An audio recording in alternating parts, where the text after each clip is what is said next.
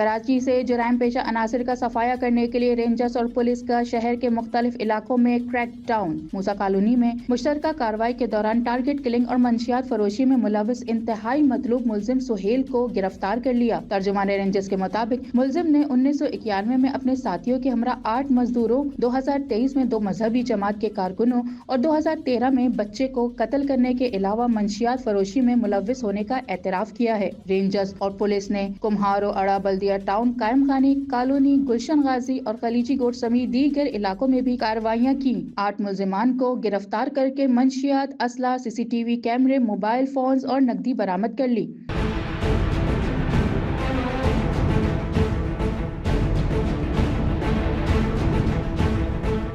ادھر ملیر جیل سے فرار ایک اور قیدی عبداللہ خود واپس ملیر جیل پہنچ گیا۔ جیل حکام کے مطابق 225 قیدی جیل سے فرار ہوئے تھے، 168 کو گرفتار کر لیا ہے۔ اب بھی 57 قیدی مفرور ہیں جن کی گرفتاری کے لیے چھاپے مارے جا رہے ہیں۔